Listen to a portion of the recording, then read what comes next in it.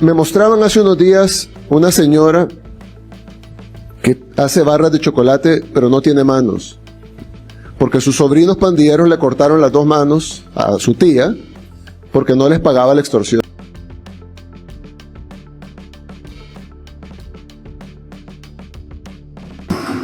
Pero más no sabía yo que me estaban esperando los ingratos hombres para fregar mi vida. Yo venía con la olla y el guacal, me agarraron a balazos y el impacto de la bala cayó el guacal y la olla al suelo, ahí donde yo caí, me agarraron ellos a machetazos. Una señora probablemente octogenaria. Le cortaron las 2 manos para que su tía anduviera por el mundo sin manos por no haberle pagado la extorsión. Y la señora, ya sus sobrinos ya están presos, pero ella pues no tiene manos y hace barras de chocolate para subsistir. Nadie la defendió cuando le pasó. Eso dijo el presidente de El Salvador, Nayib Bukele, hablando de Mercedes, la mujer a la que le cortaron las 2 manos a machetazos. Una mujer que hoy se levanta a las 4 de la mañana sin manos a preparar el atol. Esta es su historia. Si usted quiere conocer los casos más impactantes de víctimas de pandillas y lo que El Salvador les cobró a los que hacían esto, suscríbase ahora al canal Alerta Criminal El Salvador y active la campana. Los primeros disparos hicieron caer la olla al suelo. El guacal cayó a un lado, ella cayó también. Y mientras intentaba levantarse, 7 personas comenzaron a atacarla con machetes. Entre ellos había una mujer. Pero lo que Mercedes todavía no sabía en ese momento, tirada en el suelo de esa esquina, era quiénes eran realmente esas 7 personas. Cuando lo descubrió, aquello se volvió todavía más difícil de entender. Ya hoy de hombres ellos se perdieron, se hicieron a la O sea, calle. cuando niños usted les daba Sí, yo comida les daba de a comer. quienes la atacaron cuando sí, estaban a quienes grandes. me atacaron. A las mamás. Nadie defendió a la señora. Nadie dijo, la señora, el derecho humano a la señora, de la señora, nadie la defendió. Todas estas organizaciones, todos estos políticos que hoy se rasgan las vestiduras por los derechos humanos de los delincuentes, nadie dijo nada de ella. Yo creo que, y de ella y de otros que sufrieron incluso peor, violaciones, asesinatos, les cortaban las cabezas. 1 de agosto de 2010, Turín, Aguachapán. Mercedes Larín venía de su trabajo. Vendía en una esquina cerca de la casa de sus hermanos. Ese día terminó temprano, sus hermanos le hicieron broma por eso, ninguno sabía lo que le estaba esperando. A pocos metros, para entender lo que pasó esa tarde, hay que entender quién era Mercedes antes de esa tarde. Una mujer que llevaba toda la vida levantándose antes de que amaneciera para tener algo que vender, que no conocía otra manera de vivir que no fuera a trabajar, que había sacado adelante a 5 hijos con sus manos, con su olla, con su guacal. En Turín la conocen todos. La conocen por el atol chuco, por el chocolate, por ser la mujer que nunca ha parado de trabajar, madre de 5 hijos, vendedora de toda la vida. Una mujer cuyo único capital era su trabajo y sus ganas de sacar adelante a su familia. Esa tarde no pudo terminar de caminar. Los primeros disparos la tiraron al suelo, la olla cayó, el guacal cayó, y entonces llegaron los machetazos. Los 7 la rodearon ahí en el suelo y descargaron los machetes sobre ella. Uno de sus brazos quedó destrozado, el otro quedó colgando. Mercedes no perdió el conocimiento, ni un segundo. Estaba consciente mientras caía, consciente mientras llegaban los golpes. Y desde el suelo, con las manos destrozadas, les gritó que eran unos cobardes, que se habían metido con una mujer que nunca les hizo nada. Ellos huyeron. Los vecinos de enfrente escucharon los gritos, reconocieron su nombre, salieron, agarraron el carro, la recogieron del suelo sin esperar nada y arrancaron hacia el hospital de Santa Ana. De ahí la trasladaron de urgencia a San Salvador. Los médicos evaluaron los brazos. Uno estaba destruido, el otro colgaba de lo que quedaba. El médico tomó una decisión. En lugar de intentar reimplantar, amputó. Mercedes quedó sin las 2 manos. En su cabeza tiene 39 tornillos. Ahora viene lo que hace que este caso sea diferente a casi todos los demás. Esos 7 que la esperaban en esa esquina, los que le dispararon, los que le dieron los machetazos, eran vecinos que habían crecido en esa misma calle. Y cuando eran niños, Mercedes les daba de comer. Cuando esos muchachos eran cipotes, sus mamás no siempre tenían que poner en el plato. Llegaban a la puerta de Mercedes, le decían que los niños no habían comido, y Mercedes abría, les repartía comida, sin cobrarles nada, sin pedirles nada a cambio. Cuando no había agua en sus casas, las mamás venían a lavar aquí. A veces se llevaban el agua también.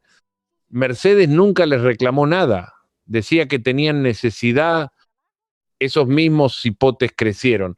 Se metieron a la pandilla y volvieron esa tarde con disparos y machetes. La misma mano que les dio de comer cuando eran niños fue la que ellos destruyeron cuando fueron hombres. Y hay algo que Mercedes repite cuando cuenta esto. Dice que ella nunca los trató mal, que cuando se paraban en la esquina los saludaba, les hablaba normal, porque sabía lo que eran, sabía lo que se habían metido, pero nunca los enfrentó. Pensaba que con eso era suficiente para que no se metieran con ella. No lo era. Y lo que ninguno de sus vecinos sabía esa tarde es que el ataque no tenía nada que ver con ella. No era personal, era un mensaje.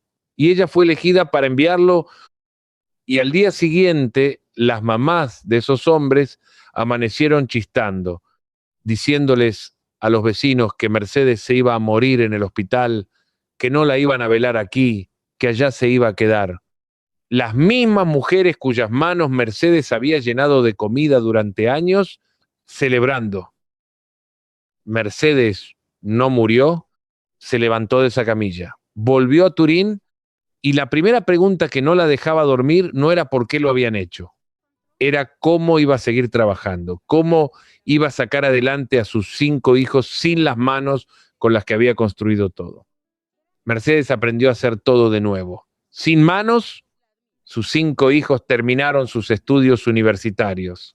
Todos, eso lo construyó una mujer sin manos, levantándose a las 4 de la mañana, todos los días. Mientras tanto, los que la atacaron seguían en la misma esquina, seguían cobrando la renta, seguían mandando en ese territorio, porque en El Salvador la clica ponía las reglas, no la ley, no la Policía Nacional Civil. La pandilla trazaba una línea en cada caserío, y esa línea era la frontera de un territorio donde ellos mandaban. El que tenía negocio pagaba renta, el transportista pagaba renta, la señora de las tortillas pagaba renta, y el que no pagaba recibía un mensaje. El mensaje nunca llegaba en papel. A Mercedes nunca le pidieron un centavo, nunca hubo amenaza, nunca hubo ultimátum. Llegaron directamente al castigo, porque el castigo no era proporcional a la deuda, era el anuncio. Le cortaban las manos a una para que las otras 100 pagaran sin chistar. La víctima era el mensaje para todo el barrio, y si caía uno de ellos, el sistema lo devolvía rápido. Una fianza, un tecnicismo, un papel mal llenado, y de vuelta a la esquina, la puerta giratoria, le decían. Desde adentro de la cárcel seguían mandando igual. La celda no apagaba la clica, las órdenes salían por teléfono, el preso seguía siendo jefe, seguían creyendo que El Salvador era para siempre, que la puerta giratoria nunca se iba a cerrar. No contaron con que las redadas iban a llegar a sus colonias, con que los expedientes iban a abrirse, con que ese El Salvador que ellos creían suyo iba a dejar de serlo. Marzo de 2022. Régimen de excepción. Con 67 votos a favor, se aprobó el régimen de excepción por 30 días, suspendiendo los derechos de libertad de asociación, derecho a la defensa, el plazo a la detención administrativa de 72 horas y la inviolabilidad de la correspondencia. La Policía Nacional Civil y la Fuerza Armada entraron colonia por colonia, caserío por caserío. Territorios enteros que llevaban años bajo la bota de la clica amanecieron con la esquina libre, decenas de miles de capturas. Una velocidad que este país no había visto nunca A este momento ya superamos las 16,000 capturas, también ya se superaron ya hay más de 6,000 pandilleros que están en prisión formal ya decretada por un juez. Nosotros... Sin capturas no hay expedientes, sin expedientes no hay juicio, sin juicio no hay condena. Todo se encadena. Los hombres que durante años habían creído que nunca responderían ante un juez comenzaron a sentarse en los tribunales. La seguridad pública es uno de los presupuestos más grandes en la historia, que en la crisis actual se requiere de sensatez, de sabiduría, no de matonería política ni demagogia publicitaria. Y entonces llegó la cifra que hay que leer 2 veces para creerla. En el Departamento de la Libertad, un tribunal condenó a 248 miembros de la Mara Salvatrucha en un solo juicio. 248 de un solo golpe, responsables de más de 240 hechos criminales, 169 víctimas contadas, homicidios, feminicidios, desapariciones, extorsiones, una era entera de terror puesta sobre la mesa de un juez. A uno solo de esos pandilleros, el tribunal le impuso una condena de 1.335 años de prisión. 1.335 no se mide en la vida de un hombre, se mide en siglos, que no hay fianza que alcance, ni tecnicismo que sirva, ni puerta giratoria, que se acabó, para siempre. En junio de 2026, otra corte condenó a 254 pandilleros más en Cabañas. El cabecilla, conocido como Little Pesadilla, se llevó 85 años, el que se creía la pesadilla del pueblo, un número en una lista de condenados. En San Vicente, 62 más, en Chalatenango, 57 más, juicio tras juicio, departamento tras departamento. Estructuras completas cayendo de un solo golpe, y para los que llegan al final de ese camino existe un destino: el Centro de Confinamiento del Terrorismo, el CECOT, celdas de concreto sin una sola ventana al mundo, luz artificial encendida a toda hora, el día y la noche dejan de existir, camas de metal, cabezas rapadas, todas iguales, un uniforme blanco que borra el alias, el tatuaje, la fama de temido. El que afuera decidía quién conservaba las manos y quién no, adentro no decide ni cuándo se apaga la luz. De ahí no se sale, de ahí no se manda, no hay puerta giratoria. 4 de los 7 que atacaron a Mercedes fueron capturados. 3 siguen afuera. Uno está en Guatemala, otro vive cerca de Playa El Tunco. La pandillera mujer estuvo presa 2 o 3 años y salió. Hoy trabaja en un mercado de la misma zona donde todo ocurrió. Mercedes la encontró, alguien se la señaló en la calle, la pandillera estaba ahí, de frente.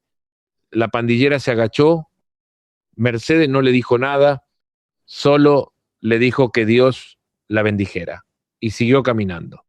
Hace poco que la di. ¿Y qué le dijo? Nada. Nada. Yo no le dije nada, solo me dijeron, la muchacha me dijo que andaba con los muchachos y me le quedé viendo. Que Dios la bendiga, le dije yo nomás y seguí caminando. Ella lo que hizo fue agacharse. Y mientras los que le hicieron eso cumplen condenas que suman siglos, Mercedes sigue vendiendo, sigue preparando el chocolate, sigue levantándose a las 4 de la mañana. Los que le arrancaron las manos no le arrancaron eso. Una dura prueba. La cosa no es aguantar hambre, porque esto que no tenga yo mis manos no quiere decir de que yo voy a estar impedida, porque el mal es acomplejarse uno a que otra gente lo mantenga. Y los que están esta noche en el CECOT, con la luz que no apagan, con el uniforme blanco que los hace a todos iguales, no deciden nada, no mandan nada, no cobran nada. Mercedes sí. Mercedes decide a qué hora se levanta, decide qué prepara, decide a quién le vende, decide seguir. Cada mañana, esa es la distancia entre el Salvador de antes y el de hoy. En una mujer sin manos que es más libre que todos los que intentaron quebrarla. ella para poder decir no puedo, tiene que ser algo que sinceramente sean sus dedos los que lo va a hacer, ¿verdad? Ver que ella hace el esfuerzo para hacer las cosas a pesar de todo lo que nos ha sucedido, pues nos lleva de motivación. Yo siento que mis hijos no tienen ningún vicio, de que ellos van a decir vamos a salir a vagar, vamos a salir a esto, al otro, no. Ellos su trabajo a su casa. Si este caso le llegó, dele like y suscríbase al canal El Salvador. Aquí seguimos cada caso, cada captura y cada condena hasta el final. Active la campana para no perderse ninguno. Y si quiere entender de dónde salía la orden de cobrarle la renta hasta una anciana, quién daba esas órdenes desde adentro de una celda y cómo cayó, tenemos el video sobre el Diablito, uno de los cabecillas más buscados de la Mara Salvatrucha en El Salvador. Se lo dejamos aquí arriba. No lo deje pasar. Y cuéntenos en los comentarios, ¿usted o alguien de su familia vivió el cobro de la renta en aquellos años? Quiero leer su testimonio. Hasta el próximo video.